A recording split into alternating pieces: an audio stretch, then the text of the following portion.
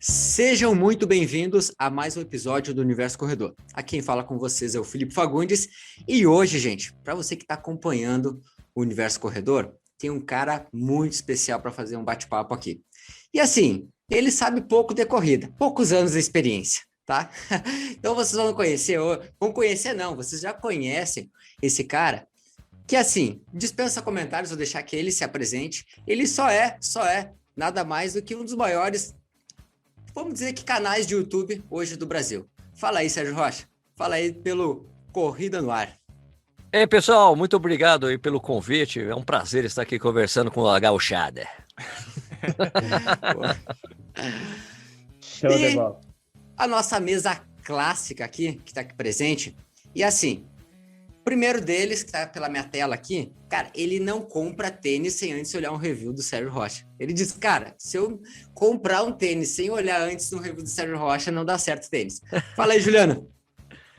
Isso aí, inclusive, né, eu estava aqui num pré-podcast, já perguntei algumas coisinhas sobre tênis ali, mas mais adiante eu pergunto de novo. Não me comprometa. Cara, na minha tela aqui também, ele que tá construindo os seus 21 km aí, o cara que saiu das pistas e agora tá indo para os seus primeiros 21 km. Hoje fez um grande treino, hein? Fala aí, Nestor. E aí, pessoal, como é que está? Sejam bem-vindos a mais um episódio. E, por último, e não menos importante, o grande fisioterapeuta aqui do nosso grupo e editor desse podcast. Vou elogiar bastante ele, porque né, ele pode depois me comprometer lá na frente. Fabrício, contigo, cara. Fala aí, galera. Tudo bom? Sejam bem-vindos para mais um episódio. Vamos lá. Gente, então para vocês que estão acompanhando, já viram que a gente está com mais um convidado aqui dentro do nosso Universo Corredor? E a gente sempre traz aqui para vocês esse universo da corrida, que é realmente um universo gigante que a gente quando se trata de corrida. E a gente já falou com médicos, já falamos com atletas, treinadores, e hoje a gente vem com o Sérgio Rocha, que é um cara, assim, uma grande experiência dentro da corrida, que é um cara que dispensa comentários, que tem um canal excepcional dentro do YouTube. Para quem não conhece, recomendo que vocês acompanhem o canal dele, Corrida no Ar, que hoje, Sérgio, está entre os maiores canais do Brasil, né? Se tratando de corrida. Isso, é um dos maiores, mas para mim, a única coisa que importa para mim é se o seu canal é relevante ou não. Se é relevante, tá valendo. Pode ser grande e não ter relevância nenhuma. Para mim, ter relevância é a coisa mais importante, é o que eu sempre busco. Cara, perfeito. Com certeza tem.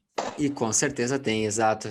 Acredito que muitas das pessoas que nos acompanham aqui, que estão acompanhando agora já esse episódio, eles concordam com a gente com a relevância que tu traz aí para dentro da corrida de rua.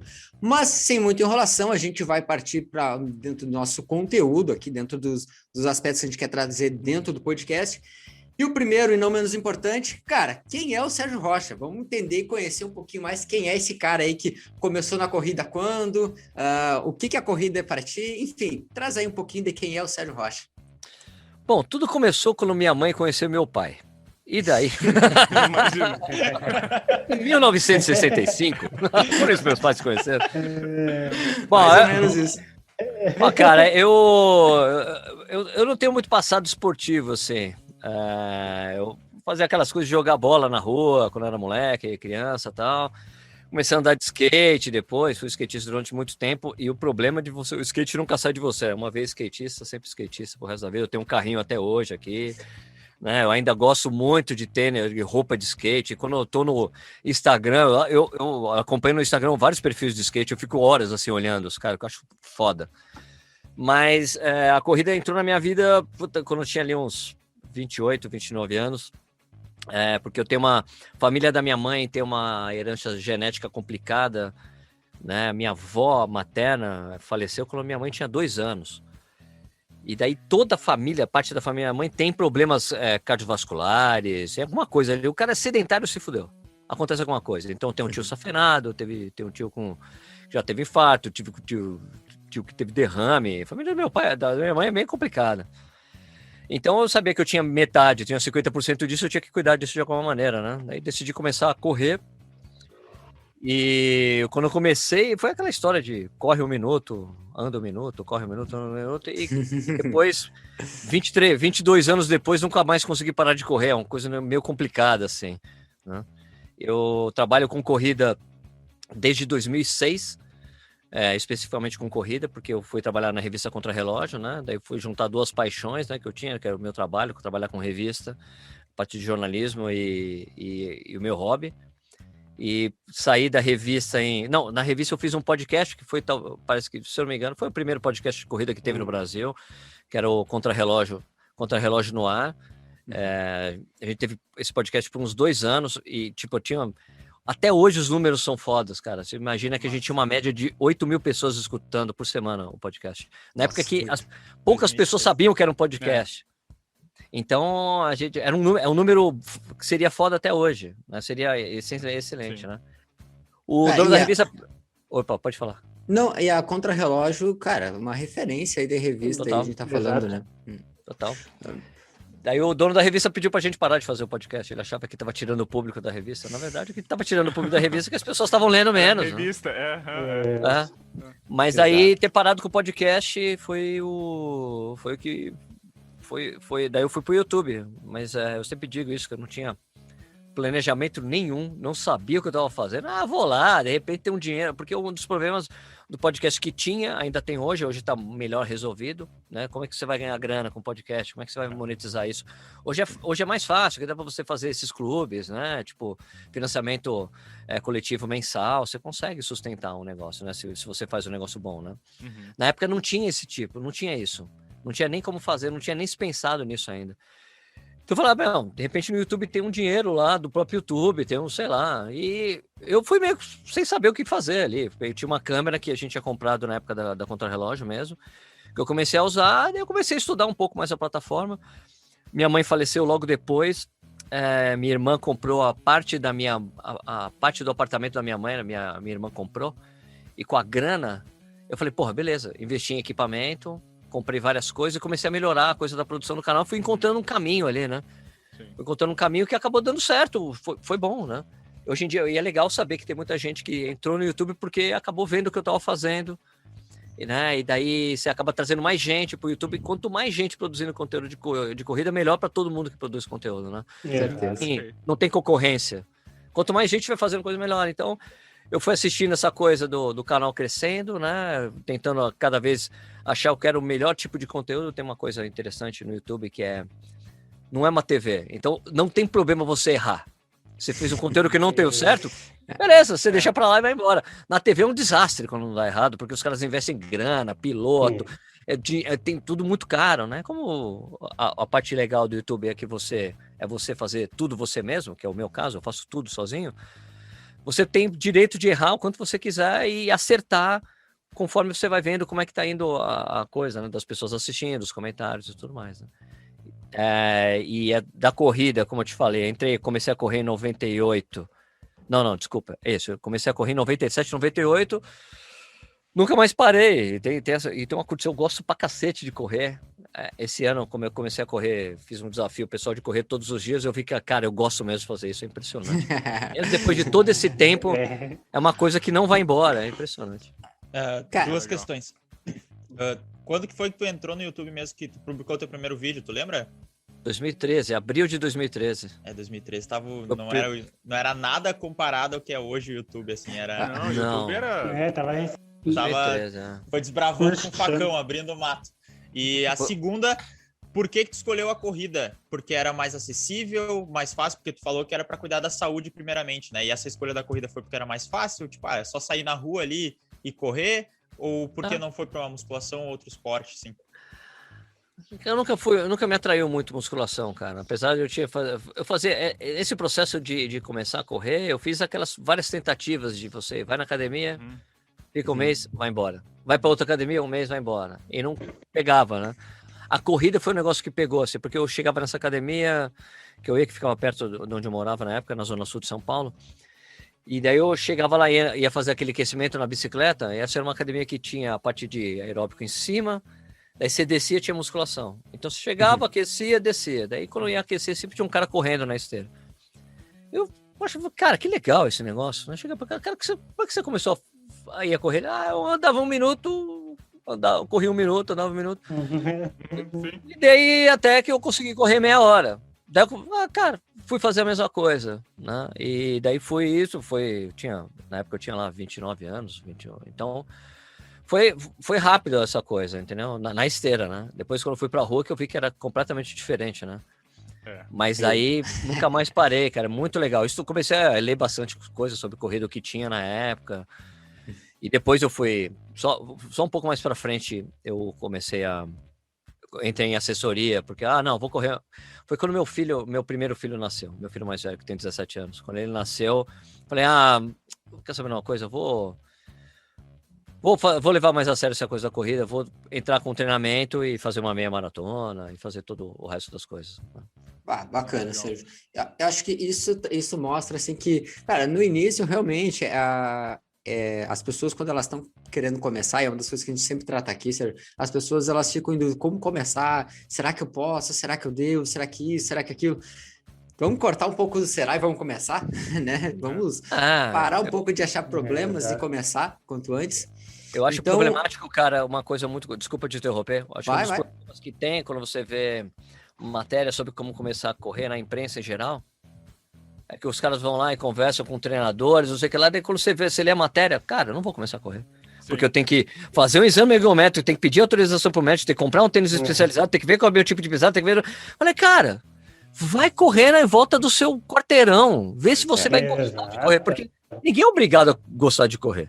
Exato. E se você não gostar de fazer isso, você vai gastar uma fortuna, uma grana e depois, odiei correr. Tem até um episódio aqui no podcast que a gente até brincou falando sobre isso, que muitas pessoas, quando elas decidem começar a correr, a primeira coisa que elas fazem é comprar o relógio, o tênis, isso, aquilo, aí depois de 2 meses, o seu relógio, o tênis não serve mais para nada, né? Porque ela não... Então começa lá com o tênis que tu tem, se ele for apropriado para exercício, mesmo que for para uma caminhada, não vai sair de... Olha... De All-Star, né? Não vamos...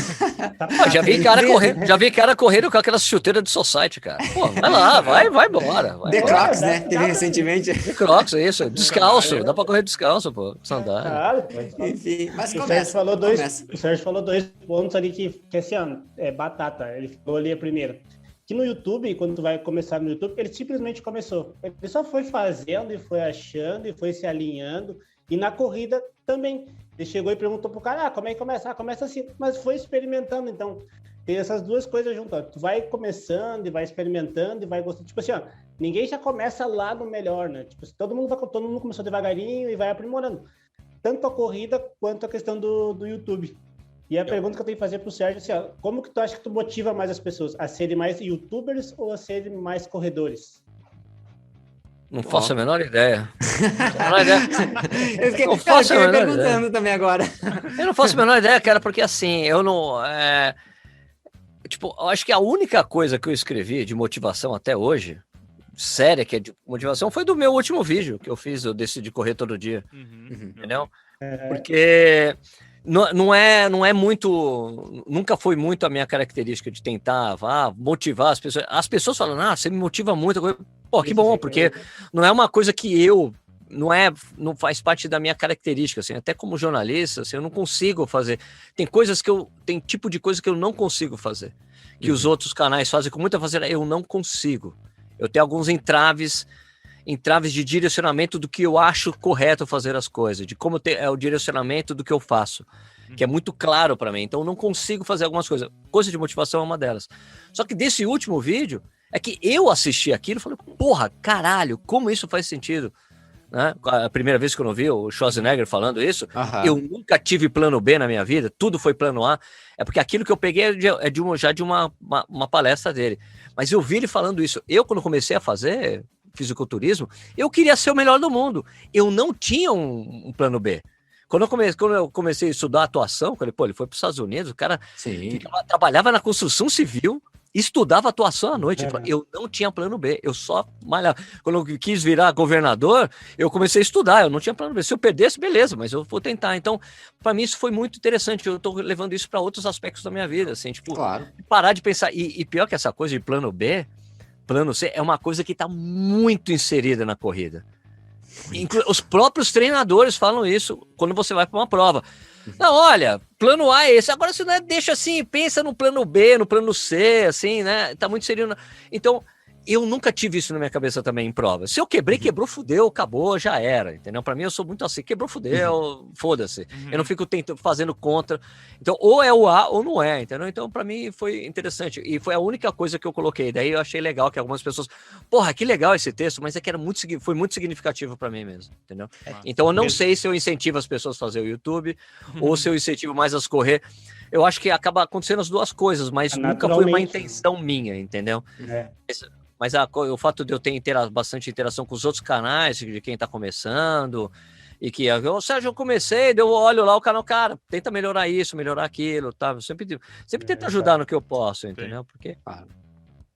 essa questão, tu fez esse vídeo quase que pra ti, né? Pra ti ficar revendo ele, que com uma coisa foi muito significativa, porque tem coisa que a gente escreve e produz que é mais pra ti mesmo, que tu olha aquilo e vê, é isso aqui mesmo, do que pras outras pessoas. E eu acho que, voltando um pouquinho sobre aquele assunto da corrida, de começar, eu acho que falta um pouquinho mais das pessoas serem cientistas de si mesmo, de testarem as coisas, de fazer as coisas e às vezes não arranjar tanta desculpa pra poder começar. Quer começar a correr? Vai, começa. Primeira semana deu certo, não gostei, testa academia, testa um esporte, testa outro, testa uma dieta, testa outra, vou dormir menos, vou dormir mais, vou beber menos água, vou beber mais água, e aí vai testando e vai vendo que se adequa. Eu acho que falta um pouquinho esse senso das pessoas de testarem as coisas.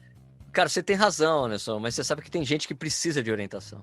Sim. Né? Sim. Assim, eu vou dizer com uma coisa da religião, né? Tem pessoas que precisam da religião para viver, precisam. Tipo, eu, por exemplo, eu não sou um cara religioso, eu não tenho religião, eu acredito em Deus. Existe uma força superior. É impossível que não tenha nada. Mas eu não curto os dogmas, entendeu? Os dogmas da igreja é essa, aqui é da religião, eu não gosto dos dogmas. Para mim, eu acredito que existe realmente alguma coisa ali em cima. É impossível que não tenha. Entendeu? Não faz sentido não ter nada. Mas eu não gosto dos dogmas. Eu acredito em energia positiva, negativa. Você pratica o bem, acontece o bem, você pratica o mal, você vai se ferrar. Entendeu? Não agora, alguém vai te ferrar lá na frente, entendeu?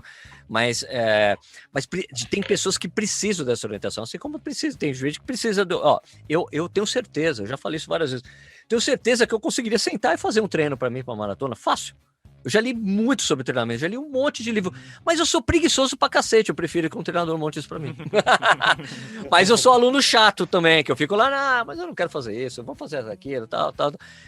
Então, a minha relação com o Clayton, que é de lacheado, né, como vocês falam, lacheado. É daqui perto também, né? Que é lacheado.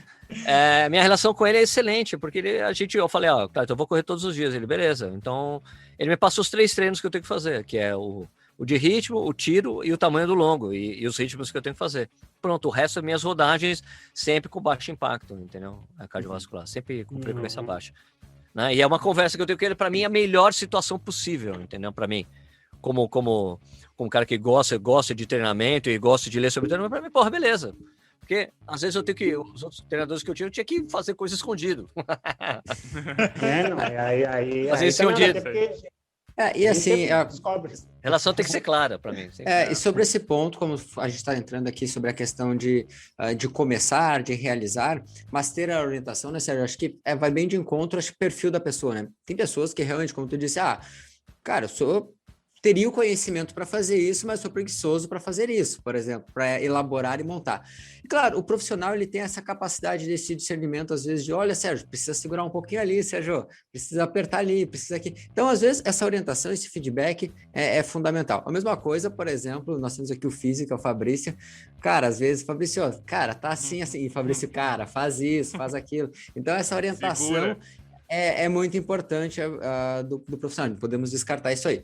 Mas, assim, o que a gente sempre incentiva as pessoas aqui, Sérgio, porque nós somos 3 treinadores, eu não sei se tinha falado para ti antes, mas nós somos 3 treinadores e um fisioterapeuta.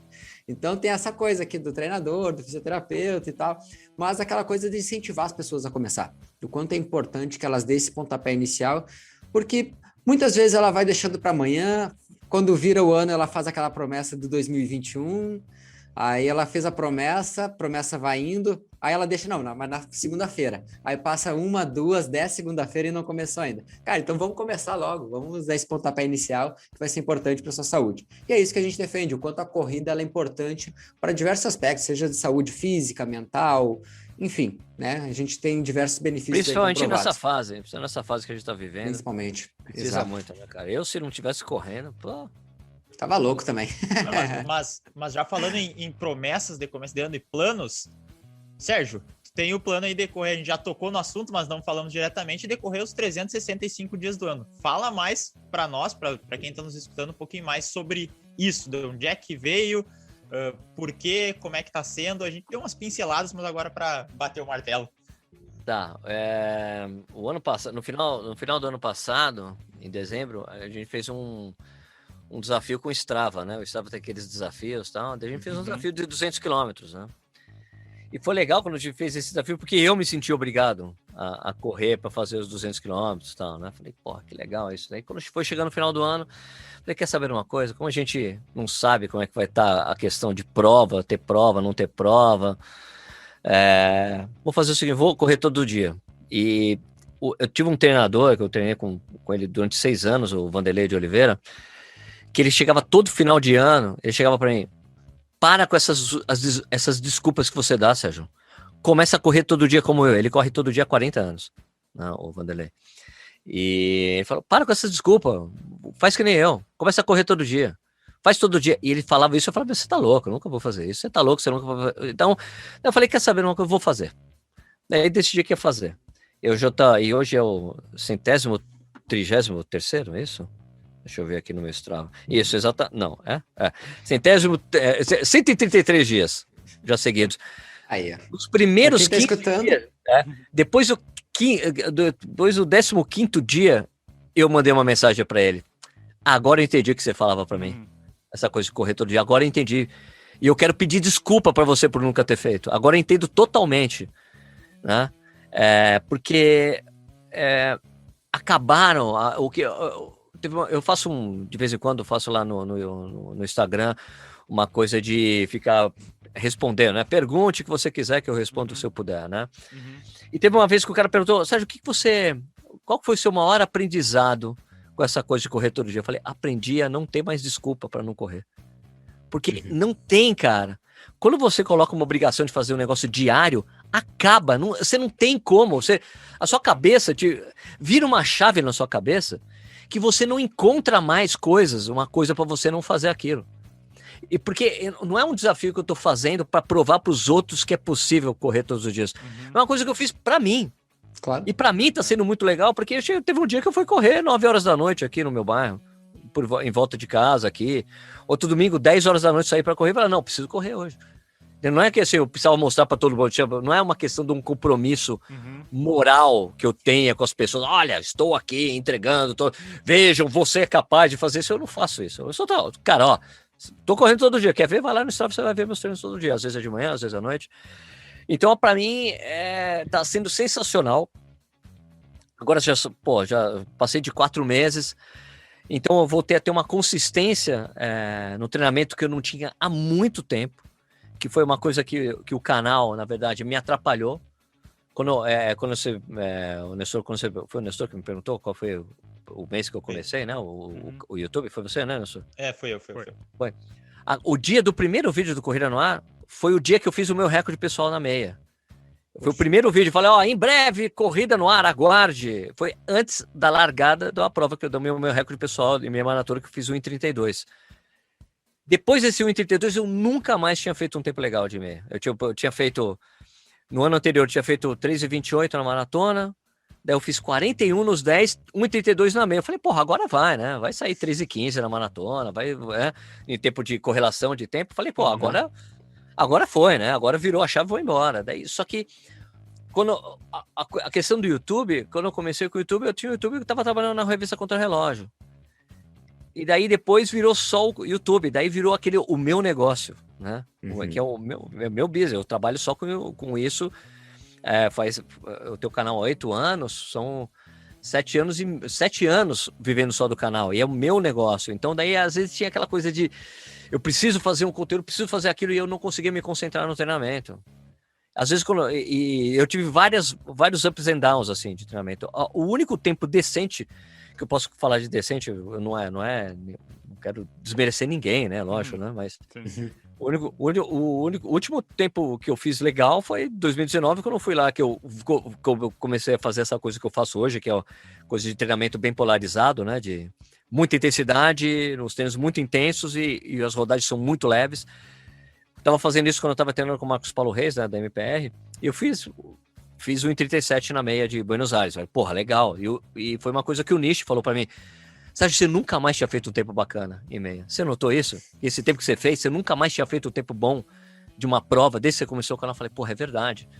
E daí isso foi meio que um alerta pra mim. Falei, eu preciso voltar a correr bem. Daí tava correndo bem, começou a pandemia, fudeu tudo. Mas agora são 4 meses correndo todos os dias. Eu voltei a fazer treinos que eu não fazia há muitos anos. Melhor do que quando eu tinha feito o 1,37 em Buenos Aires. Falei, porra, legal. Então, mesmo, pô, vou fazer 50 anos no final do ano, eu sei que, porra, coisas boas me aguardam pro ano que vem. Por estar com muita consistência. Eu tô fazendo agora, depois dessa última mexida que eu fiz nas rodagens, semana passada eu fiz 94 km na semana. Essa semana vai quase bater 100 já. Então puta, tô indo bem e outra coisa, assim, eu já tive fase que eu fiz 100 km de semana. Mas a carga muscular não é a mesma. Eu tô sentindo muito mais inteiro do que eu fazia antes. Eu já ia perguntar isso pra ti, sobre essa questão de como é que tu consegue encaixar os treinos e não sentir o impacto dos treinos no corpo no outro dia e tudo mais. Porque... Eu vou te dizer o segredo, tem um segredo. É um segredo. É o segredo de uma coisa que é muito complicada, que todo treinador sabe, pede e os caras não conseguem, o aluno não consegue fazer. A arte de correr leve. Correr leve é uma arte que poucas pessoas conseguem praticar. Então, assim, ó, eu vou dizer para vocês, assim, que hoje foi um treino diferente, porque eu acabei fazendo a rodagem ontem à noite e tava super empolgado, acabei fazendo um treino mais moderado. E daí eu fui fazer o tiro hoje, eu tive que tirar o pé. Mas meus tiros na pista estão saindo de 400, sai para 1,31, 1,32. Ritmo de 8 km eu fiz essa semana, para 4,38. Minhas rodagens é 6, 6,10, entendeu? Minhas rodagens. Eu faço muito leve, então eu me esforço para fazer o treino com baixíssimo impacto muscular e cardiovascular. Então, eu não uso batimento cardíaco como métrica de treinamento, não uso há muitos anos, mas eu olho depois para saber se minha percepção de esforço estava correta. Então, eu faço esses 15 quilômetros aí que eu faço de rodagem, com 230 de ganho de altimetria, eu termino o treino, tá lá 142, 143 de batimento cardíaco, sabe? É legal então, isso, porque isso é uma percepção que as pessoas têm de que, meu Deus, vou correr todo dia, vai me machucar, certo que vai me machucar. Eu ouvi muito isso, ouvi pra cacete. Com certeza, né? E é uma coisa que a gente às vezes fala, o que a gente fala assim, ó, dá pra correr do dia? Dá. Tem experiência pra isso? Não? Então, quem sabe não é o momento, tá? Mas dá pra fazer. Eu tenho um day off. Uhum. Eu faço day off todo domingo. Meu day off é um trote de 10 km. É um trote de 10 km. Regenerativo de 10 km. Trote de 10 km. Mas é trote de 10 km. Vai lá, a frequência dá 126, 127. É um trote, assim, cara. É tipo 1h10 correndo bem devagar. Que é o meu day off. Eu sei que é depois do longo, né, no dia seguinte do longo. E daí é como se eu não tivesse corrido. Mas tá lá, tá entregue. 10 km fiz. E daí vai somando essa coisa. E eu acho essa coisa da polarização, que é essa coisa de o leve, muito leve, forte, muito forte, é o que tá deixando, é o que tá fazendo essa coisa acontecer legal. Mas teve uma questão de adaptação nesse tempo todo, de testes que eu fiz com o Clayton, também de aumentar a intensidade, colocar um dia mais de intensidade, aumentar o volume. Não, peraí, agora, senti uma dor no piriforme. Peraí, vamos tirar a intensidade e ficar só com rodagem até a dor sumir. Dor sumiu, vamos voltar com a intensidade. Então tem várias adaptações que a gente foi fazendo, porque assim, eu não ia parar, como eu não podia parar de correr, falei, então, Clayton, deu uma beliscada no piriforme, é uma lesão que eu tive há muitos anos atrás. Deu uma beliscada no piriforme, vamos tirar a intensidade, vou só ficar rodando, beleza? Vou rodar durante 2 semanas, se a dor sumir, a gente volta com a intensidade. Ele, fechou. Então, como a gente tá numa fase que dá para experimentar, que não tem nenhuma prova ali, batendo na porta, eu posso testar e errar à vontade, entendeu? Mas tá bom demais, cara. E essa coisa de não ter o peso, que eu me lembro de estar fazendo 100 km e chegar com e falei, cara, 100 km é punk, hein? E hoje eu fico pensando, cara, consigo ficar nesse esquema, daqui a pouco eu juro, como eu tô com uma esteira em casa, eu posso começar a fazer segundo período todo dia, se eu quiser. 40 minutos bem levinho na esteira, todo final de dia, eu vou lá para 120 quilômetros por semana, se eu quiser, entendeu? Mas eu não pretendo por enquanto. Cara, não tá no script isso aí, né? Não. Aí, uma coisa legal. Bater em 100, se bater em 100 e ficar uma semana, tipo, começar a encaixar 100 quilômetros por semana e ficar, vai ser bom pra cacete, assim. Porque, como eu disse, eu tô voltando a fazer uns treinos muito bacanas, tá super gostoso, cara. E tá bom isso pra mim, entendeu? Tipo, como eu disse, assim, tem essa coisa de voltar a se conhecer, de fazer o esforço, de aprender a sofrer no treino, que é uma coisa que eu tive que reaprender, que fazia tempo que eu não fazia, né? De você sofrer no ritmo para segurar o ritmo que você tá fazendo, porque a coisa de correr na pista é muito bacana, porque te dá uma sensação de você trabalhar com a percepção de esforço e o que você está fazendo está indo direitinho. Meus treinos de pista são engraçadíssimos, cara, né? Porque assim, o treino de pista da semana passada, que eu mudei para Jundiaí há 18 anos, eu frequento a pista há 17, quase 18 anos.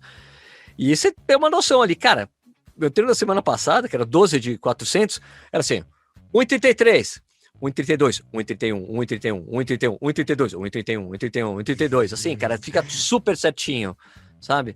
E o treino de ritmo que eu fiz era 8 km, foi lá, 1,45, tipo, eu falei, cara, eu falei assim, irmão, vou fazer 4,45, vou fazer 4,45, daí peguei o calculador de ritmo, porque na pista eu vou com o GPS, mas eu fico fazendo só lap manual, né, só vendo o tempo de lap, né? Batendo lap manual. Falei, bom, vou fazer 4,45, beleza, então eu tenho que passar os 400 para 57, não, desculpa, os 200 para 47, daí os 400 tem que baixar 54, daí depois é 51, outro é 48, daí dá 4,45, né? Beleza, eu fiz isso, as duas primeiras passagens de quilômetro, 4,45 exato, daí passou para 4,39, depois 4,38, 4,38, 4,38, é muito doido, cara. Essa coisa como a cadência vai embora. Não, é aquela coisa que você encontra o ritmo, pum, parece que vai. É uma coisa que a pista te ensina, né? Por isso que eu adoro correr na pista, né? Eu tava fazendo, a pista tava fechada, ficou fechada por causa da fase vermelha aqui em Jundiaí. E, porra, daí eu fui comprei uma fita métrica de rodinha para marcar percurso. Você faz os treinos, cara, puta, mano, quando você vai pra pista, puta, que alívio, velho. Né? Alívio, porra, aqui é o ambiente, esse é o ambiente pra correr, né? Isso é muito legal, o próprio cara. ambiente mesmo, né? O próprio ambiente já proproporciona. Estou indo para a pista treinar, não é? Tipo, foi feito pra gente, foi feito pra nós. Cara, e que legal essa questão, você já estava trazendo isso para a questão dos treinos, a distribuição das cargas ao longo dos dias, ao longo das semanas. E se a gente for ver hoje, tem diversos treinadores que trabalham com atletas profissionais que trabalham nesse modelo polarizado, né? Esse modelo onde tem 3, 4 dias de muita carga e, cara, os outros dias é realmente treino muito leve. E aí alguns alunos me perguntaram, o fulano lá corre 250 km na semana. Como é que ele consegue fazer isso? Cara, a distribuição... Dois períodos, a distribuição muito leve. Tem dias que ele roda, assim, no ritmo que para ele é um trote, realmente. Enfim, só que isso, ele, claro, condicionou para chegar lá nessa quilometragem, né? Mas acho que é legal as pessoas verem, Sérgio, acho que esse teu projeto tá muito bacana, que é isso, tá vendo o cara humano, a pessoa, porque assim, quando a pessoa vê o atleta fazendo, ele é atleta, ele vive disso. Agora, cara, o Sérgio está fazendo isso, cara, é possível fazer também, sabe? O quanto a gente consegue ajudar. Mas uma pergunta que eu tinha para te fazer, uma pergunta rápida. Cara, quando tu começou com essa ideia de fazer, as pessoas não chegaram para te dizer, só porque tu vive da corrida, para ti é fácil, para mim é impossível, isso aí. Ninguém chegou para ti com essa ideia assim? Não, chegou, mas cara, dá para todo mundo fazer. Como o cara consegue, se o cara consegue correr 4, 5 vezes por semana, o cara consegue correr todos os dias da semana também. Exato. Né? De acordo, você encaixa na sua rotina. O fato de eu entendo realmente que eu tenho um privilégio de poder treinar no horário que normalmente as pessoas não poderiam, mas isso não significa que eu trabalho menos que elas depois, entendeu? Exato. Eu trabalho essa coisa de home office, eu trabalho na minha casa há vários anos. Então, às vezes, eu termino de trabalhar, eu vou eu não sei como você chama no sul, a casa que fica atrás, é edícula, você chama de edícula também? Não, acho que não. Você tem uma casa. Tem uma casa. Você tem uma casa. Daí atrás da sua casa tem um anexo. É um anexo. Não, tem, tipo, é uma segunda casa. Uma segunda casa que você tem na sua casa. Tem, tipo, às vezes tem um porão. salãozinho. Porão. Não chega Não, a ser não é, porão. tipo, não é porão, não é porão. É uma casa de fundo, é um anexo. Isso, uma casa de fundo. Isso, a casa do fundo. Tem uma edícula aqui, né? Que quem subiu a casa que a gente mora foi meu sogro. Ele morava aqui com a minha sogra e tal. E quando eles se separaram, ele falou: não, a casa vai ficar para Melissa, que é a minha mulher, né? E quem morava aqui era a mãe dele, né? Que era a avó da minha mulher. Quando a gente se casou, ele deixou a casa pra gente, e daí a casa, tipo, um quarto, o que era a sala e a cozinha, ficou com a minha mulher, que ela dá aula de inglês aqui, né? E o que era o quarto era o meu estúdio antes, né? Porque era onde tinha minhas coisas, minha guitarra, minhas bagunças e tal. Daí depois foi virando essa coisa aqui, dessa coisa do meu estúdio de YouTube. Então eu trabalho em casa há muitos anos. Eu sei que eu tenho esse privilégio, mas aí às vezes quando termina o dia, eu tô entrando em casa às 9 horas da noite, depois de sabe? Uma coisa que eu fiz, eu me senti uma coisa que é uma obrigação minha, que eu fiz comigo, principalmente depois de ter encaixado essa coisa da disciplina dos treinos diários. Eu dedico a primeira parte do dia para isso. É correr e fazer uma série e responder muita, porque assim, o problema de trabalhar com YouTube ou com mídia social, ou essa coisa que os caras chamam, você é influencer, não sei o que lá, é que você acaba trabalhando o tempo todo, entendeu? Assim como os treinadores se ferraram com o WhatsApp, né? De ficar respondendo o aluno o tempo todo, é uma coisa que acontece com a gente, de ficar verificando post, respondendo comentários do YouTube. Então, eu dedico a primeira parte por dia, assim, para resolver a coisa de correr e também ficar respondendo comentários das pessoas, vendo coisas, futuras pautas, pensando em pautas de vídeo, e depois do almoço eu começo a trabalhar as coisas. Então, às vezes eu termino, publico o vídeo e faço mais alguma coisa. Depois eu vou fazer, sei lá, agora eu tô com a coisa no Twitch também, né? Fazendo, segunda-feira eu fico comentando provas que já aconteceram. Legal. E de sexta-feira, a gente tem uma coisa que tem no Netflix também, que é você assistir vídeo em grupo. Então dá pra você fazer isso no Twitch com o Prime Video. Então a gente tá assistindo o Eco Challenge das Ilhas Fiji. Eu assisto com uma galera, assim. A gente coloca no Twitch e fica assistindo com as pessoas. Em grupo. Você só tem que associar a conta do Twitch com o Prime. Então eu faço live 3 vezes por semana. Né? Tem a live do Corrida no Ar à noite, sempre às 8h30 da noite, todas as quartas-feiras. Né? Ontem tava legal, hein? Como que te acha na Twitch? Foi bacana. No Twitch é lá, Corrida no Ar Oficial. Corrida no Ar Oficial. A Corrida no Ar, eu acho que é underline, oficial. É legal demais a coisa do Twitch, porque também ele tem a coisa da interatividade é mais rápida. É né? muito mais próxima, né? Tu fica muito mais próximo das pessoas que estão te assistindo. Eu tô curtindo o Twitch. Eu tinha ido pro Twitch porque a gente recebeu um strike por causa de uma transmissão ao vivo que a gente fez. Daí eu fiquei sem poder fazer live no YouTube. Daí eu falei, cara, vou fazer coisa no Twitch. Daí eu vi que o Twitch é uma ferramenta bacana para fazer algumas coisas diferentes. Eu vou continuar com o Twitch, mesmo voltando a fazer as lives no YouTube. E agora, essas coisas de quarta-feira, elas são transmitidas simultaneamente no YouTube e no Twitch. Então, bacana.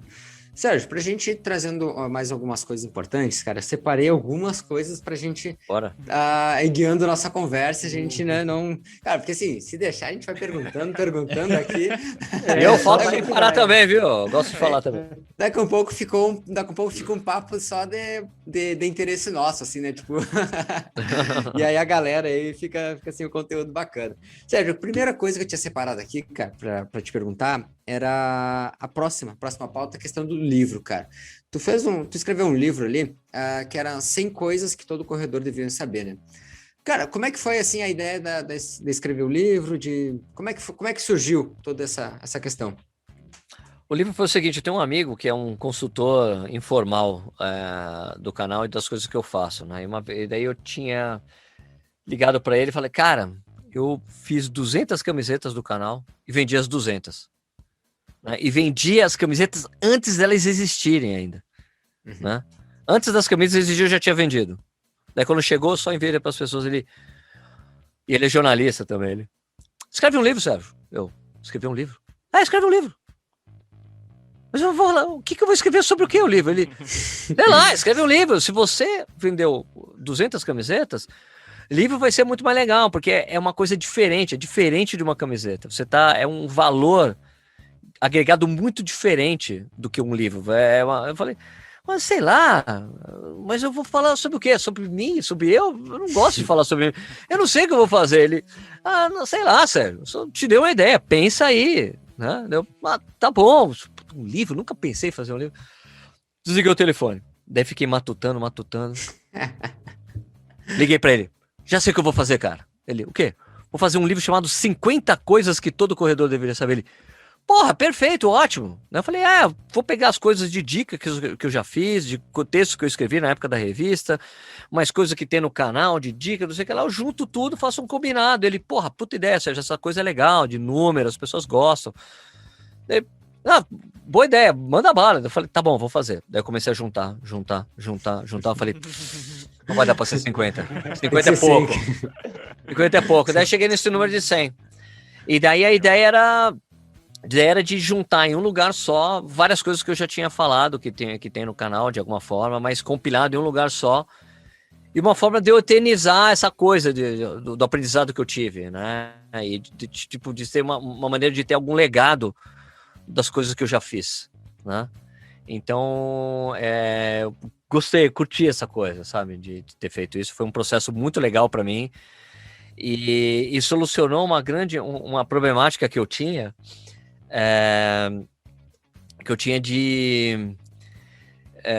de encontrar com as pessoas durante as provas, depois das provas, que a pessoa vem falar comigo, Sérgio, tudo bem, vamos tirar uma foto, e ir embora. E eu não conseguia, não conversava com as pessoas. Se eu começava a conversar, a pessoa ficava meio constrangida, e eu falava, porra, cara, eu acho que eu falo demais, né? Minha mulher fala que eu falo demais, eu devo falar demais, a pessoa via que a pessoa estava meio desconfortável e tudo mais. E daí acabou solucionando isso, porque quando a pessoa ia comprar o livro pessoalmente comigo, que era uma coisa que eu fiz bastante antes da pandemia, a pessoa se sentia à vontade para conversar comigo. Então, para mim, foi uma coisa muito bacana, assim, de eu poder ter mais contato com as pessoas que acompanhavam o que eu fazia, né? E também acabei sabendo de algumas pessoas que depois, não, seja que quando eu fui falar com você lá, você começou a conversar comigo, eu não estava preparado para isso, para conversar com você, e eu não sabia o que falar, e eu me sentia constrangido. Mas foi bacana, cara. O livro, tipo, se a pandemia não tivesse pegado, assim, eu tenho certeza que eu teria vendido muito mais livros, mas eu vendi 3 mil exemplares já. Já tá muito bacana. Foi uma coisa muito legal que me deu, eu falei, cara, preciso dar continuidade a isso, fazer mais isso. Foi muito bacana essa experiência, sabe? De poder passar. Eu acho que essa coisa de conhecimento é uma coisa que você tem que passar para as outras pessoas de alguma forma, né? Exato. Em primeira mão, para o pessoal que está acompanhando o podcast, será que vem outro ou não, Sérgio? Vai. 200 coisas. Não, vai ter mais coisa. Correndo todo dia. No final do ano sai um outro, assim, correndo todo dia. Não sei. Vamos pensar. Vamos pensar nessas coisas. Tá revelando os projetos.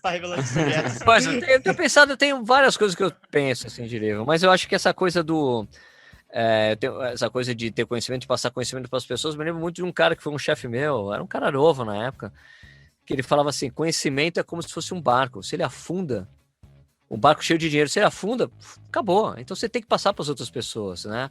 É uma riqueza que você tem que passar, você não pode deixar com você, passa essas coisas para as pessoas. Eu falei, cara, para mim a coisa do livro foi isso, entendeu?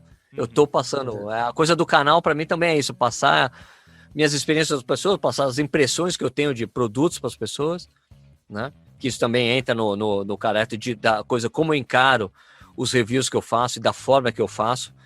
É uma forma de como eu passo para as pessoas o que eu acho das coisas e as dicas que eu acho que é legal das pessoas aprenderem, entendeu? Legal. Tu falou rapidamente sobre o podcast, antigo podcast, e agora, quantos podcasts está envolvido, Sérgio? Porque eu te vejo sempre na capa de um, na capa do outro, como assim? Quantos? Tenho dois, são 2 podcasts, né? Tem o podcast do Corrida no Ar ao vivo, né? Que a gente pega o conteúdo que a gente faz na live e passa para podcast. E tem o Corredores Sem Filtro, né? Que no início foi uma coisa comigo, com o Eduardo Suzuki, né? Do Tênis Certo, que é um grande amigo. Só que depois de um tempo o Edu estava complicado de agenda, né? Produzindo muita coisa, fazendo muitas coisas diferentes, e daí não dava às vezes para gravar, e as pessoas ficavam muito frustradas. E daí a gente parou de fazer o podcast. Mas daí depois eu falei, Edu, eu vou continuar tocando podcast com os caras. né? Porque ele mesmo tinha dado essa alternativa, nossa, a gente pode continuar, tal. Eu falei, pô, cara, vou continuar, vou fazer com os caras do Corrida no Ar, vou fazer com o Stuck e com o Nishi. O Stuck foi um cara que entrou no canal há pouco tempo, mas é um amigo de longa data, e foi um outro puta grande acerto, assim como foi ter o Nishi comigo, entendeu? O Nishi foi um cara que eu nunca imaginei que ele era um cara... o Nishi era um cara que eu conhecia, mas eu não sabia que ele era esse cara que ele é, entendeu? Um puta conhecimento ferrado de corrida, um cara inteligentíssimo, que tem uma puta experiência com corrida também. O Stuck é outro cara que eu também não imaginava que ia ser um cara que ia ser tão bacana de estar com a gente lá, sabe? Então são duas grandes sortes que eu tive, desses caras muito bacanas. Teve outras pessoas que foram envolvidas no podcast antes, né? O Balu, o Danilo Balu, que é um cara que é muito conhecido também de mídias sociais, né? Com certeza. Só que o Balu é um cara que nunca quis investir no microfone bom para estar assistindo lá, então sempre dava muito problema técnico, ninguém entendia muito ele, né? E ele foi deixando de lado, mas é um cara que ele ainda tá no grupo. A gente tem um grupo de WhatsApp do Correio lá e o Balu tá no meio, eu nunca tirei o Balu de lá. Né? Claro. Ele é um grande amigo da gente, né? E o Corredor Sem Filtro eu comecei a tocar isso, daí então uma semana é com o Nishi, outra semana com o Stuck. Então são 2 podcasts que a gente envolvido. A gente só mudou a data do Corredor Sem Filtro, né? Vai toda segunda-feira, porque daí tem um podcast na quinta e outro na segunda, pelo menos, né?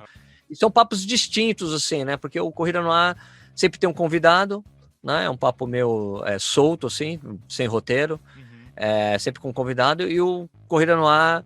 Desculpa, o Corredor Sem Filtro é esse papo entre duas pessoas que não tem. A gente fala que é sem filtro porque a gente começa a falar e tem coisas que não tem nada a ver com o assunto principal, mas vai e volta. E é sem filtro exatamente por isso, porque a gente fala de qualquer coisa, entendeu? Pode ser corrida de volta, é uma zona, mas a gente gosta muito de fazer, é muito bacana. Cara, falando em podcast, você sabe que esse nosso podcast aqui, o Universo Corredor, ele tem também como característica, assim, de cobrar o que é falado, né? Vocês viram que os guris tentaram dizer assim, o que tu vai lançar, o que tu vai fazer? Porque tem integrantes aqui desse grupo que já prometeram algumas coisas aqui no ar, tá gravado, né? E vão ter que cumprir. Então, você também estava perguntando se tu tinha a intenção de lançar algum livro, alguma coisa, né? Para já ficar gravado aqui. Não, o livro tem vários projetos, tem outras coisas. Desculpa, Juliano. O livro tem vários projetos de dar continuidade a outras coisas, tem coisas que eu já comecei a trabalhar em cima. Mas tem outras coisas que ficam pintando no meio e eu vou tocando, cara. Mas com certeza vai sair outro livro mais pra frente. Ainda só não sei em que direção que eu tô indo, porque eu comecei eu tenho 3 que eu tenho imaginado fazer. Né? Mas a pandemia atrapalhou muita coisa. E não acho também o ideal lançar um livro durante a pandemia, talvez, sabe? O legal é ter contato com as pessoas, mas eu acho que vai acabar inevitavelmente sendo assim, porque a gente não sabe até quando vai. Quem sabe pós-pandemia. A minha pergunta, já que tu falou sobre o tênis certo, né, que a gente também, nós como treinadores, e o Fabrício, que é fisioterapeuta, recebe direto essa pergunta, né? E eu vou agora repassá-la para ti.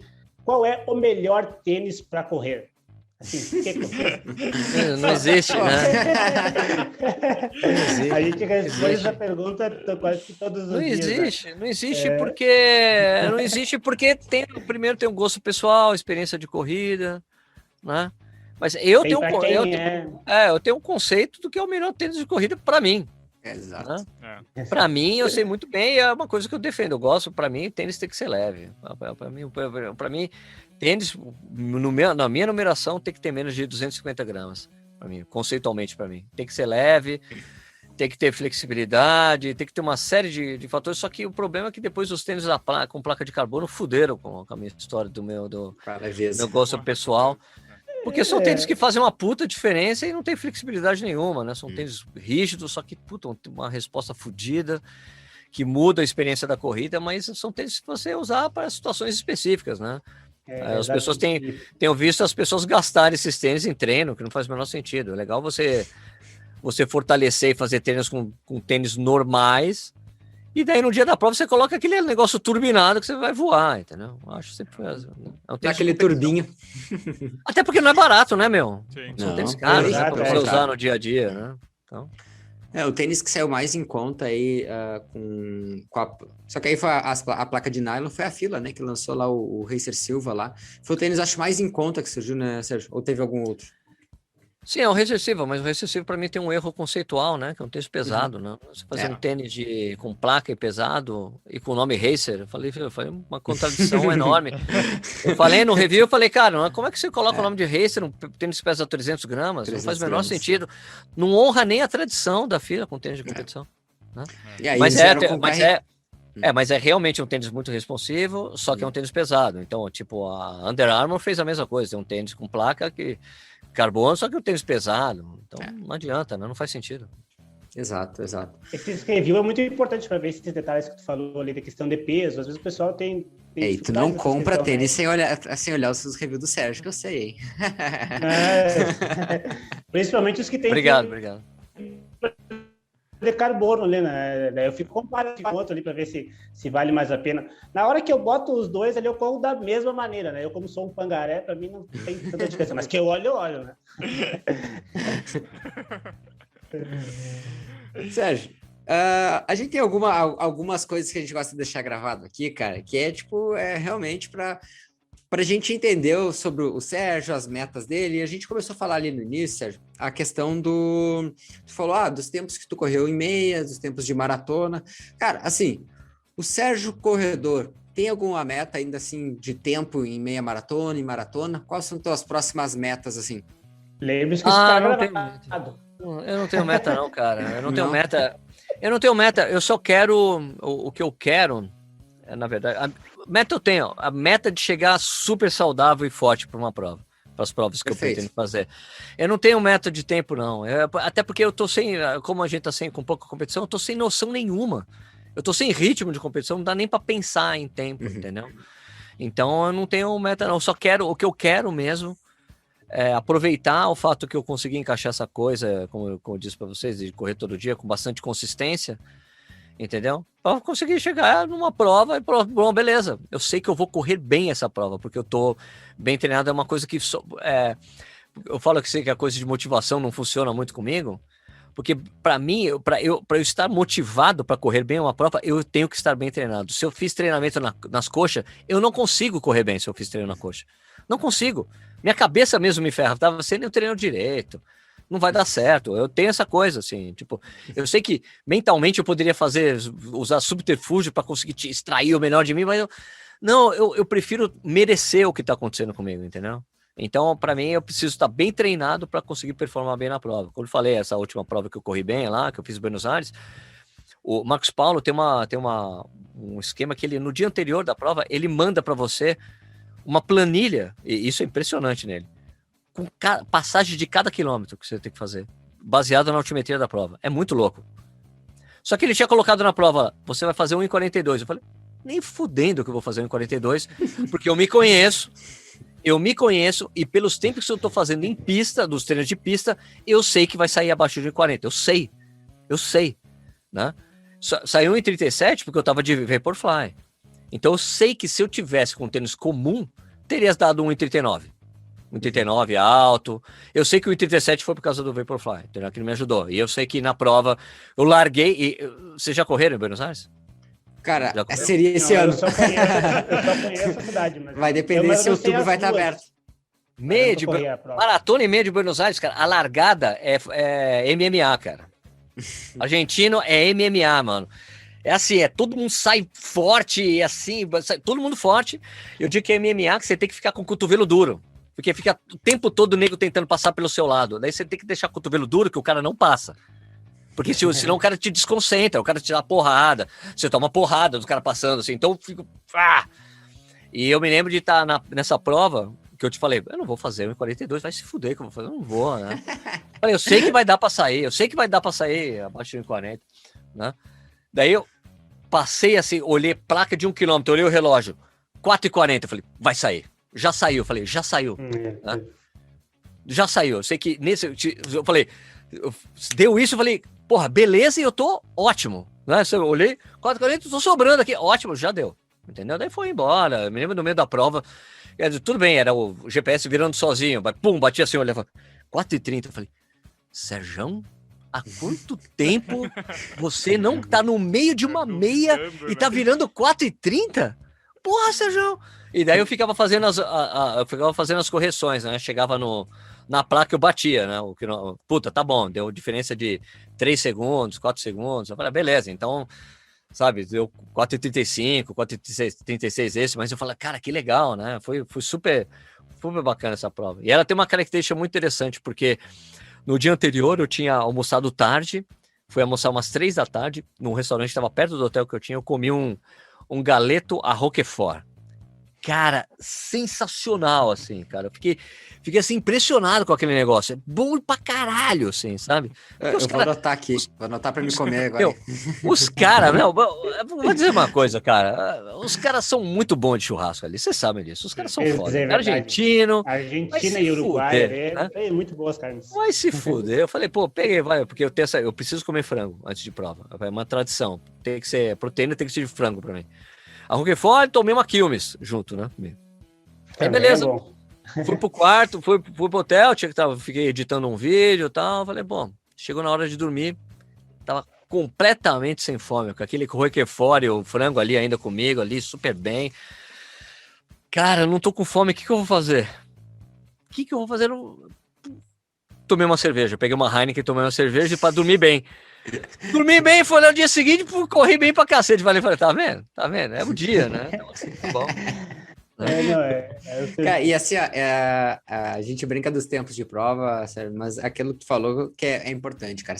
Estar treinando, né? Estar treinando bem, porque motivação é uma coisa, mas até o Fabrício falou um dia que cada um tem o RP que merece, né? Se não tá treinando, vai se ferrar. Você não vai ter o RP que você tanto sonha se não tá treinando. Então, tá treinando, tá colocando os treinos em prática, cara, você mereceu para isso. Agora é só colocar em prática lá na hora da prova. Então, só mais um detalhe, desculpa aí. Tem uma característica importante dessas rodagens que eu tô fazendo, essa rodagem que eu faço de 15 km é 3 vezes por semana, tá? Segunda, quarta e sexta. 15 km nesse percurso duro aí, né? Uhum. Tem um lugar que eu sempre faço longo aqui, em Jundiaí, que eu conheci porque os caras das antigas aqui, é um lugar que os caras treinavam para fazer a maratona de Curitiba. Uhum. Né? Todo mundo aqui sabe que a maratona de Curitiba tem um perfil altimétrico complicado. Dureza. Né? Então, então daí os caras usavam esse percurso para treinar para Curitiba. Logo que eu mudei para cá, eu conheci esse percurso e um dos meus melhores tempos em maratona que eu fiz foi quando eu fiz todo um planejamento de maratona que era de um livro que eu tinha comprado. Que era assim, o título é uma pegadinha, porque não é nada disso, assim, corra menos, corra mais rápido, é mentira, é que assim, porque são 3 vezes por semana, muito fortes, sempre muito treino de tiro, ritmo e os longos super fortes, e você tem que complementar esse treino com 2 dias de algum treino aeróbico sem impacto, então eu comecei a nadar, né, nessa época, então eu fazia 2 dias de natação, e esses 3 dias aí super fortes. Nesse treinamento clássico deles de maratona, digo clássico, o clássico americano de treinamento de maratona são 16 semanas de treinamento. Nessas 16 semanas, tinham 5 longos de 32, cara. E esses 5 longos de 32, eu fiz todos esses longos nesse percurso aí que os caras usavam para fazer a maratona de Curitiba. Eu fui para Porto Alegre dando risada, velho. Eu fui lá no meio da prova, lá, cara, falei, cara, impressionante, cara, e eu me lembro de estar passando, eu tava na Beira Rio, cruzei com o Tomás Lourenço, né, o dono da Contrarrelógio, pelo outro lado, ele me deu uma bronca, porra, Sérgio, vamos, porra, eu falei, cara, eu tô no quilômetro 38, tô correndo a 5,5 por quilômetro, ele tá, porra, vai se fuder, eu tava batendo o meu recorde pessoal assim de longe, assim, eu tava destruindo o meu recorde pessoal, destruindo. Mas porra, eu fui lá, terminei a prova, daí depois ele chegou, Sérgio, desculpa, eu achei que eu tava chegando em você lá, eu vi que a gente correu mais uns 5 km pra frente, tava quase uns 10 km atrás de você, né, eu tinha, a minha primeira maratona tinha feito 4,6, daí depois eu fui em São Paulo, totalmente... Fui muito super mal em São Paulo, né? Que eu tive uma cãibra enorme em São Paulo. Fui 4,12, daí fui lá e fiz 3,36, cara. Sabe? Cara, foi uma puta mudança. Nasceu um Sérgio de novo. Foi plá, né? Foi um plá. Daí eu falei, puta, agora foi, porque eu me lembro nessa prova tinha um cara assim que tava, sei lá, a gente tava no quilômetro 10. 10. Assim. Daí chega um cara assim, escuta, a quanto você tá correndo? Eu falei, cara, eu quero pegar o diploma de maratonista da Contrarrelógio. Ele, quanto que é o seu? É 3h45. Dele, posso ir com você? Eu falei, claro. Da gente passou a primeira passagem ali. Pô, cara, mas você tá correndo a 5h06, não tá forte. Eu falei, você não tá bem, velho? Tô. Então vambora. Daí a gente foi indo, aí passava 15 km. Sérgio, vambora. Chegou no 21 ali. Sérgio, eu falei, vambora, mano. Chegou no 30 ali. Sérgio, vou ficar pra trás. Pode ir embora aí.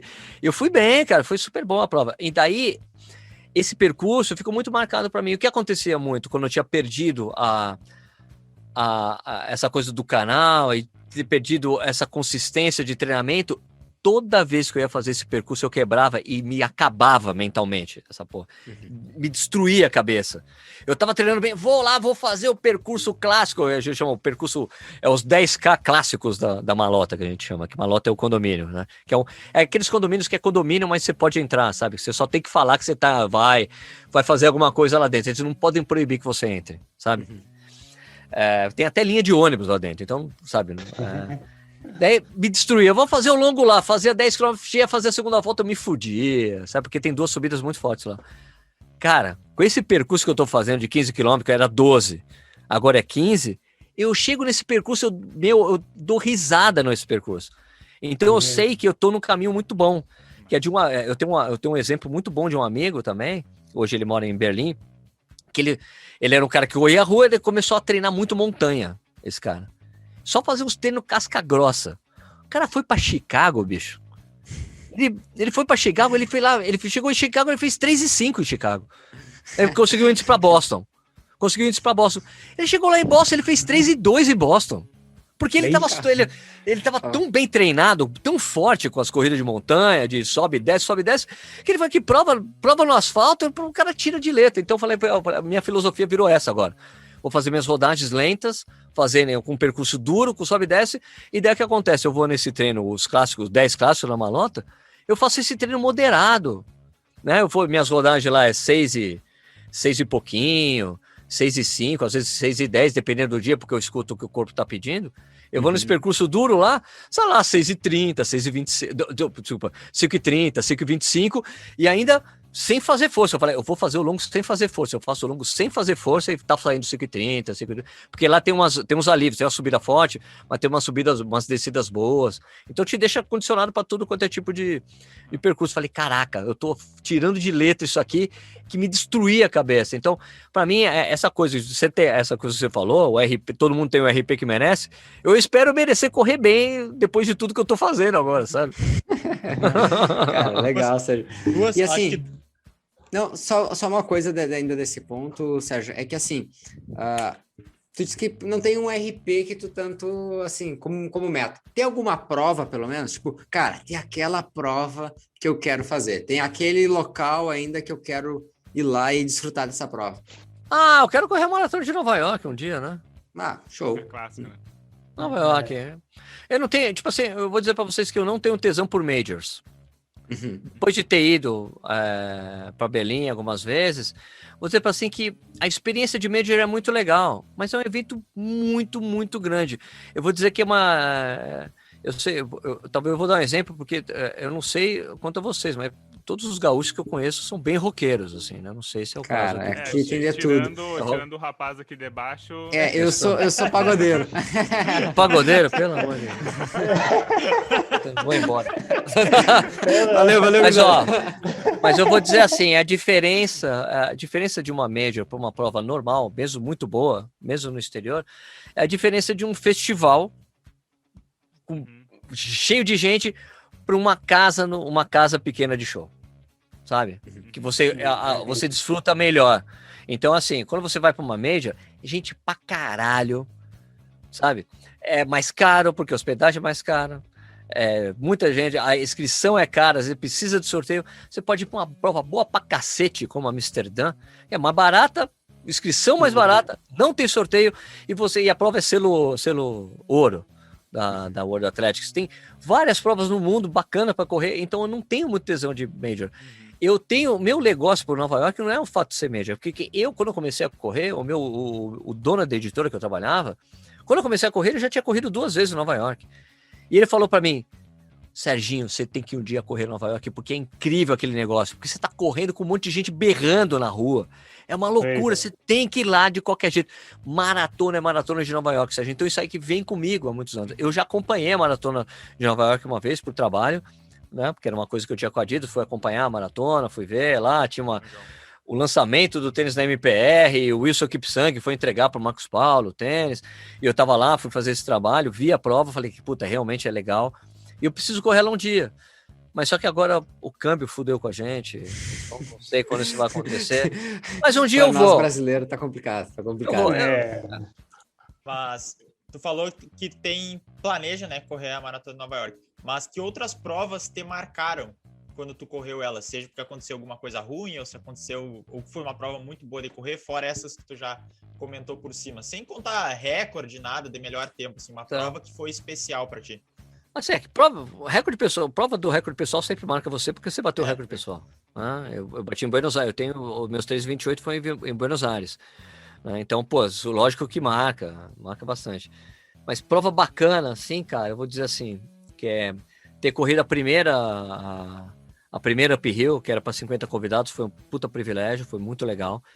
Foi uma prova que eu treinei pra cacete, subida, nunca tinha treinado tanta subida na minha vida, talvez agora eu tenha ultrapassado esse montante que eu corri na época, mas era assim, era engraçado que essa malota, o lugar que eu falei que eu corro, ele tem muita subida, eu conheci todas as subidas da malota, uma subida, então foi legal, porque foi uma prova muito exclusiva, cara, porque como foi para 50 convidados, tipo, a Mizuno pagou tudo pra gente, então foi muito louco, entendeu? Então pagou a passagem, pagou a hospedagem, refeições, teve uma festa depois, foi do caralho, então virou meio que uma confraria essa coisa, quem correu aquela prova se encontra, é do caralho, porque você tem uma curtição para essas pessoas que fizeram essa prova também, foi uma coisa muito exclusiva, foi muito bacana. No exterior, eu vou dizer para você que eu tive uma experiência muito bacana correndo a meia maratona de Moscou, uma meia de Moscou, que é não é a meia de Moscou, é a meia do estádio Luzhniki lá, que é o estádio que é o estádio olímpico dos anos de 80, foi o estádio que teve abertura e fechamento da Copa do Mundo lá, sabe?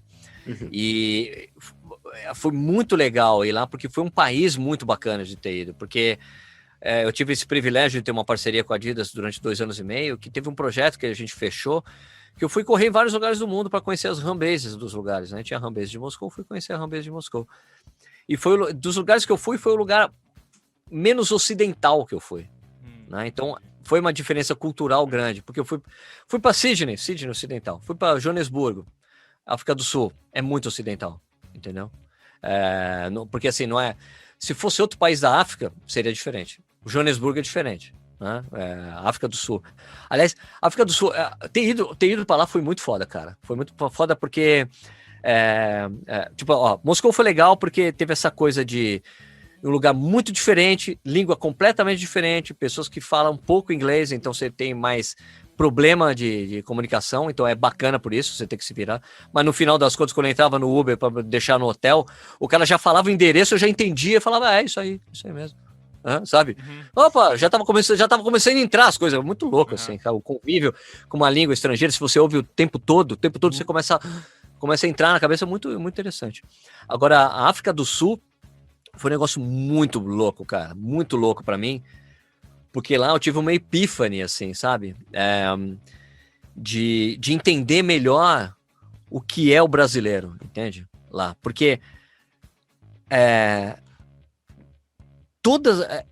todo momento, os negros, cara, sul-africanos é um negócio louco, cara, porque você fala, dá licença, o cara, pá, puta sorrisão assim pra você, e fala com você, e eu ficava tomando essas porradas, pum, deu, cara, o brasileiro é isso, essa herança do brasileiro simpático, como é conhecido no mundo, é do negro. Foi o negro que passou isso pra gente. Então, essa epífane, dessa extrema simpatia, o brasileiro simpático, gente boa, essa herança é totalmente do negro, né? Que, infelizmente, a gente, de uma história terrível, que é terrível que a gente tem no país da escravidão, horrível a história, mas essa herança é assim, o brasileiro o negro junto com a capacidade de adaptação do português. É lógico que tem a coisas, diferenças regionais, né, do país, né? No sul no sul tem essa coisa ainda dos alemães, dos italianos. Mas essa coisa do brasileiro simpático perante o mundo é isso, é o negro mais o português, sabe? Quem leu Raízes do Brasil, do Sérgio Buarque de Holanda, sabe dessa coisa do português. O português só ficou aqui porque o português só deu certo no Brasil porque ele era muito capaz de se adaptar às coisas, à situação. Ele aprendia a língua do negro, do índio, não sei o que lá. Os holandeses foram embora daqui porque não conseguiram. Sim. Não é que os caras expulsaram os holandeses, eles não queriam mais, eles não conseguiram se adaptar. O clima, tudo. O português conseguia tudo, entendeu? Então essa coisa lá era muito louca. E os caras lá na África, porque o motorista de Uber, era todos os caras, os brancos lá eram normais, branco, sabe? Os sul-africanos brancos eram branco. Agora os negros, velho, cara, era um tesão conversar com os caras. E daí você entrava no Uber, o cara, você é do Brasil? E, cara, ficava horas falando com o cara, mas o que você achou daqui? Eu falei para o cara, eu nunca me senti tão em casa como eu tô me sentindo aqui. Ele, por quê? Eu falei, por causa de vocês, cara, porque é incrível essa coisa. Porque o jeito que vocês falam comigo é o jeito que a gente é no Brasil. Então eu me sinto muito em casa. E no hotel que eu tava, todos os caras que tinham me atendido em algum momento vieram falar comigo na hora de ir embora. Quantas horas é pro Brasil? Volte sempre pra cá, pra África do Sul. Cara, é demais, velho. Você fica apaixonado por aquela porra. Eu falei, cara, eu moraria aqui, sabe? E teve uma situação louca lá, que toda hora que eu chego em qualquer lugar que eu vou no exterior, eu abro o laptop ou o celular, vejo onde eu estou, né, no hotel, onde eu estou, o que tem perto de mim. Daí eu fui ver na África do Sul, onde eu estava lá em Joanesburgo, estava ali no Gandhi Square, né? Eu falei, Gandhi Square? Daí eu fui ver o que é o Gandhi Square. Gandhi Square, terminal de ônibus, que tem uma estátua do Gandhi. O Gandhi foi advogado lá, né, antes de voltar, né, para África do Sul e fazer o movimento pacifista lá, que é um movimento incrível, né?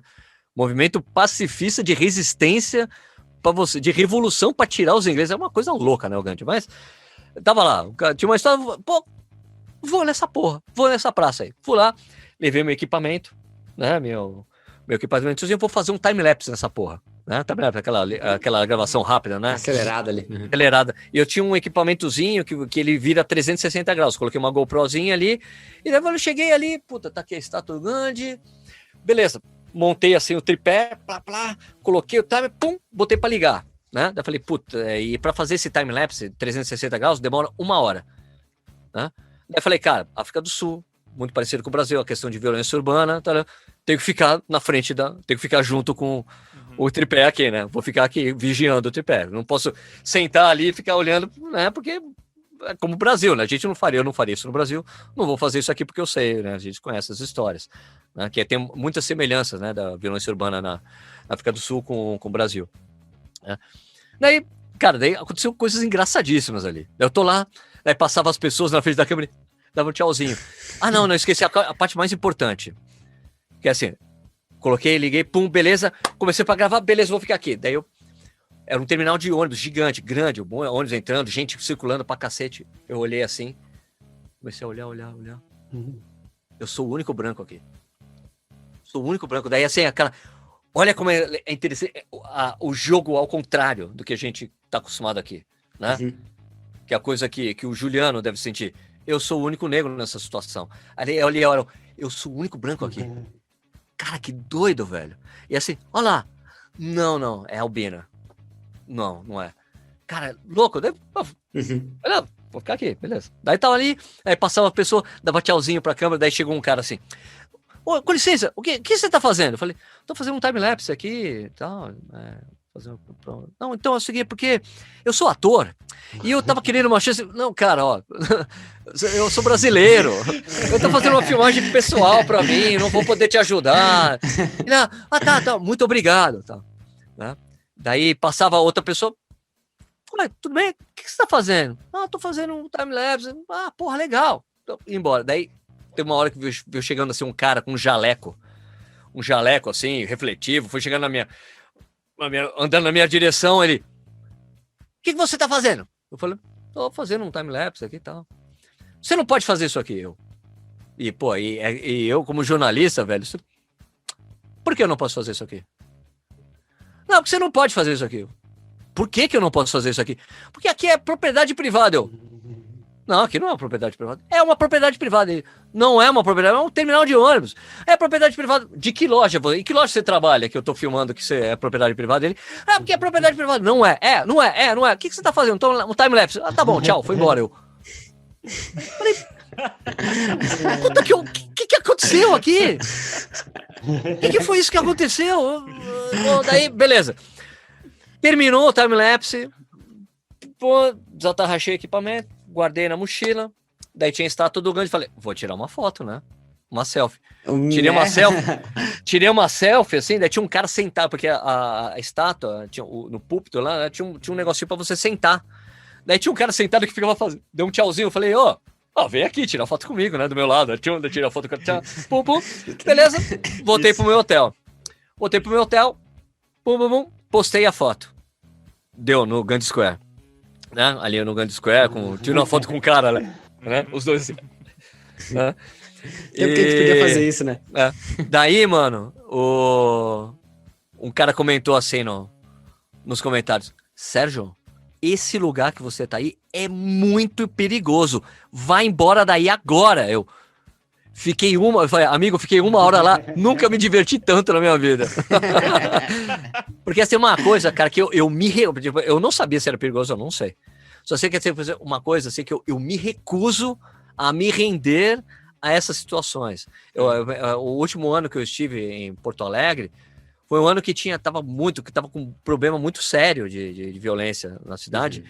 E eu tava lá, eu com o Clayton e o Tauro Bonorino. A gente andando, indo pra algum lugar, daí eu com a câmera na mão, daí o Clayton, Sérgio, toma cuidado com essa câmera. Vai se fuder, eu tô pouco me fudendo. Eu quero... Porque pra mim, a câmera na mão é tipo, situação eu tô filmando. Situação eu filme. Tem uma coisa legal aqui, vou filmar, eu não gosto de... Peraí, vou pegar minha câmera... Não, eu ando com ela na mão mesmo, foda-se, eu não quero saber. Porque pode... Rouba, pode levar. Eu não vou me render a esse tipo de situação, entendeu? Eu me recuso a fazer isso. Mas daí, agora se é um fast forward pra frente, eu tava no lançamento do livro do Nato Amaral, que é o cara que foi o primeiro Green Number da Conrads no Brasil, e pro lançamento desse livro veio o Bruce Fordyce, o cara que venceu 9 vezes a Conrads. E o Bruce Fordyce nasceu numa cidade perto ali e mora em Joanesburgo há 1000 anos. Expliquei essa coisa que tinha acontecido comigo no Gandhi Square. E daí o cara falava, é propriedade privada, não é, o cara foi embora. Daí ele, Sérgio, o cara queria dinheiro. Pô, você não deu dinheiro, ele foi embora. Quase fui assaltado. Mas assim, é aquela coisa, tipo, tipo, se eu fosse um europeu, certamente eu teria dado dinheiro pro cara. Eu sou brasileiro, velho. Que porra nenhuma, sai fora. Eu pra cima de Moá? Não. Eu falei pro Bruce, brasileiro não vai cair nessa. Agora, dessa coisa, dessa equivalência de violência urbana, deixa eu te explicar uma coisa rápida. Eu tinha conhecido um brasileiro que mora lá na África do Sul, ele me levou pra casa dele, a gente foi tomar cerveja, me levou num puta restaurante bacana, e na Maratona do Rio 2019, antes da maratona, ele falou, Sérgio, eu tenho um casal de 2 sul-africanos que estão indo pro Rio de Janeiro, e descobriram que eles já correram a Condes e Two Ocean várias vezes, eles descobriram que tem a prova aí, eles vão estar exatamente no final de semana na prova, mas não tem mais inscrição, você não consegue ajudar? Eu falei, claro que eu consigo. Daí eu falei com o pessoal da organização, deram inscrição pros 2, né? E daí depois eles até deixaram um vinho sul-africano no hotel. Puta, vinho lá, o vinho de lá é muito foda, muito bom. Bom, deixou um vinho lá pra mim e depois os caras mandaram mensagem, Sérgio, a gente tá voltando pro Rio agora. Eu, como assim tá voltando pro Rio? Não, porque a gente tava com o carro alugado, a gente foi assaltado, a gente teve que fazer um passaporte de emergência. Eu, puta, sinto muito por isso. Sérgio, a gente é sul-africano. A gente entende isso. Eles falaram isso. A gente é sul-africano, Sérgio. Normal. Isso teria acontecido lá também. Cara, é muito legal esses relatos, Sérgio, porque assim, para quem tá acompanhando, para quem tá escutando nosso podcast, cara, é uma vivência que é o conhecimento, né? É o conhecimento prático de quem esteve no lugar, de quem está vivendo aquilo, e aí a pessoa já começa, olha, quando eu for lá, como que eu devo me preparar, o que eu devo conhecer? Vou chegar naquela praça lá, vou tirar uma foto que nem o Sérgio lá rindo lá. E ainda Ó, vou outra marcar coisa, ele. mas ó, se você for para Joanesburgo, é porque assim, é tipo, ir para Joanesburgo, se você for para África do Sul, ir para Joanesburgo é como você ir para um gringo ir para o Brasil e para São Paulo, né? E não ir para o Rio de Janeiro, né? Que é a cidade onde a pessoa está. Então, a cidade que as pessoas vão para Cape Town, né? Que é a cidade, é o Rio de Janeiro deles, né? Mas Joanesburgo tem muita coisa bacana para você conhecer, e uma das coisas mais fodas e que é uma puta experiência foda de você assistir é o Museu do Apartheid. O Museu do Apartheid é foda. Foda que você compra o ingresso te dá, você vai entrar na entrada dos brancos ou dos coloridos. Você tem entradas distintas para entrar quando você compra o ingresso. Pra você viver desde o início a experiência que aconteceu, e daí você entende lá por que o Apartheid funcionou durante anos. Sabe por quê? Por causa de dinheiro, velho. Joanesburgo foi a África do Sul tem ouro e diamantes pra caralho. Então era o dinheiro que fazia aquela coisa funcionar, mesmo sendo um absurdo. Era por isso que funcionava. Porque tinha comércio por debaixo dos panos, porque tinha dinheiro. Os caras de dinheiro eles tinham, cara. Tem dinheiro. Né? Aliás, tem um controle muito fodido lá na África do Sul de quem são os donos das minas de diamante. Tem diamante pra caralho, pra deixar todo mundo rico lá. Como é a coisa de Dubai. Tem o petróleo, quem nasceu em Dubai, quem é dubaiano, dubaiense, não precisa trabalhar, cara. Essas pessoas não precisam trabalhar. A população é minúscula. O cara não precisa trabalhar. Ele tem um dinheiro que o governo dá ali para ele. O jeito que os árabes encaram essa coisa de distribuir o dinheiro que é deles é diferente da África. Né? Como é legal isso é coisa que a corrida proporciona, né? As pessoas acham que ir numa prova é só propriamente a prova. Não, é tu conhecer culturas novas, vivências. Assim, a prova é só um detalhe. Quando você viaja, Juliano, é isso. A prova é só um detalhe da sua viagem. Você tem que conhecer o lugar. Não fazer bate-volta. Isso, é legal, é fácil, cara, mas o legal é você ir nos lugares conhecer de verdade. Quando eu fui, por exemplo, para Bonito, o ano passado, que me convidaram para correr a meia maratona, né? Ela falou: Sérgio, a gente quer que você venha aqui para a prova, mas você pode ficar até terça-feira? Para a gente levar nos passeios da cidade? Cara, você fica louco naquele lugar. É uma loucura aquele lugar. Uma loucura. Eu falei, cara, valeu a pena demais. Sabe, porque eles me mandaram para um monte de passeio maluco lá. Tem você entra dentro de uma gruta, que é uma abertura assim. É um negócio absurdo o lugar, velho. Que é tudo escuro lá dentro. E você vai, e tem uma entrada de luz que fica iluminando a água absurdamente linda. Um negócio. Mas um lugar, tipo, um negócio que não é fervedouro, é um negócio que é uma água que você vai mergulhar, tipo, você mergulha, vai nadando, uma água cristalina, você fica nadando com os peixes ali, parece que você tá dentro de um aquário. É um lugar sensacional. Falei, eu sequer sabia que existia, velho. Então, é um conhecimento que tá ali para ti e só iria conhecer aquilo ali realmente se fosse lá correr uma prova. Provavelmente num passeio, dificilmente você ia escolher Bonito para ir, né, Sérgio, por exemplo. Ou, enfim, não tô desmerecendo a cidade, mas entre outras cidades que a gente vai apenas lá para realizar a corrida. E, cara, tu pode desfrutar depois de grandes coisas aí que tem na cidade. Ó, Bonito, velho. Ela falou assim: Sérgio, você pode vir aqui 3, 4 vezes. Você nunca vai em todos os passeios que tem para fazer aqui. Pois é. Foi a primeira cidade a receber certificação de ecoturística do Brasil, cara. Legal. Tem um certificado. Os argentinos, que tem uma coisa de turismo ecológico muito desenvolvido, vão lá para conhecer. Para ver tudo, como é que funciona, a coisa. É muito foda lá. Muito foda. É impressionante. Os guias são absurdamente bons e bem treinados. São uns caras com puta conhecimento fodido. Aquele exemplar mesmo. Para mim foi um puta exemplo de coisa que eu só tinha visto no exterior. O nível de preparação, né, dos caras, de como é feito, todas as questões de segurança e de tudo mais, puta, absurdamente bom. Bacana. Indo para nossa reta final já de bate-papo. Olha, nem sei quanto tempo, mas já tá conversando aqui. Como é que tá aí o editor? Eu também. Cara, olha, eu nem sei mais. Só vai ainda. Só vai. Tá, assim, ó, nossa reta final, seja aqui de bate-papo, o Nestor tem algumas, não sei se os guris têm alguma pergunta a mais aí para fazer que tinha separado, enfim, mas o Nestor tem algumas separadas, assim, bate e volta contigo, cara, que é na lata. O clássico, são perguntas, vamos fazer mais fácil, né? Primeiro, corrida para ti é? Corrida para mim, puta, cara, é o é tudo, né? Porque para mim é tudo, né? Porque é a minha profissão, meu hobby, envolve tudo. Para mim é tudo, vai, digamos assim, vai. Pista ou rua? Rua. Melhor refeição pós-prova? Cerveja. Eu sabia. Cerveja, óbvio. Mais longe ou mais rápido? Uma mistura das duas coisas. Tem que ser só uma. Não dá. Essa polarização não combina comigo. Asfalto ou estrada de chão? Para treinar, é estrada de chão. Para competir, é asfalto. Horário preferido de treino? Cara, o preferido é de manhã. Você fica com a sensação que você já tá com o dever cumprido o resto do dia. Exato. Qual a tua distância preferida para correr? 21. E um tipo de treino, que se tivesse que escolher só um treino para fazer pro resto da vida, qual seria?